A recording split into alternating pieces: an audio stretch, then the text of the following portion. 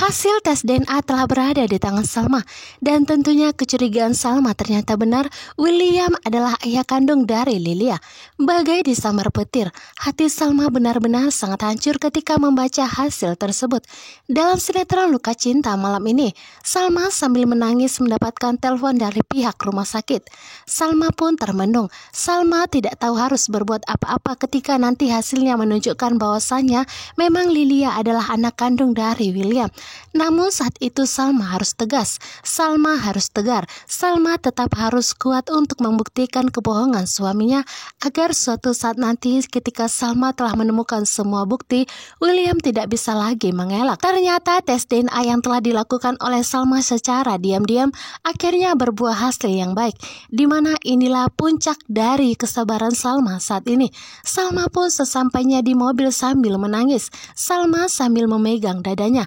Begitu sesak yang dirasakan oleh Salma ketika melihat hasil tersebut. Selama Salma di penjara ternyata benar suaminya telah berkhianat dengan sahabatnya sendiri, bahkan sampai menikah.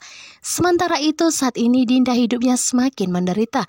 Lagi dan lagi Roy membuat hidupnya sengsara, di mana Roy percaya bahwa saat ini Dinda lah yang telah menculik Iris.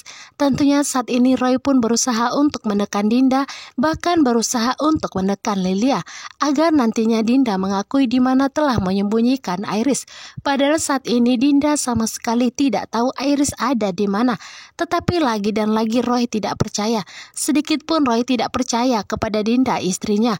Roy menyangka bahwa saat ini Dinda dengan sengaja menculik Iris karena Dinda begitu iri kepada Iris ketika Roy memperlakukan Iris seperti seorang ratu, berbanding terbalik dengan Dinda.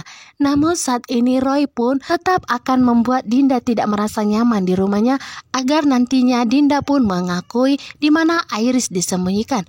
Sementara itu saat ini Kelvin pun semakin ketakutan.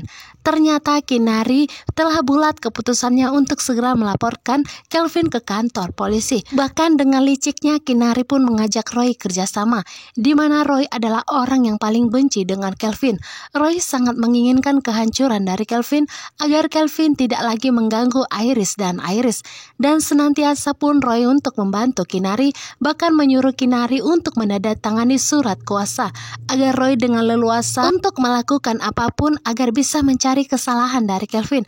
Dengan begitu nantinya Roy akan berjalan dengan lancar rencananya untuk membuat Kelvin mendekam di kantor polisi agar tidak lagi mengganggu Roy. Kali ini Kinari pun hanya menginginkan keadilan untuk dirinya, karena lagi dan lagi Kelvin tidak mau mengakui. Namun di saat Kelvin telah mengakuinya, Kelvin malah hanya minta maaf, dan tentunya Kinari tidak terima.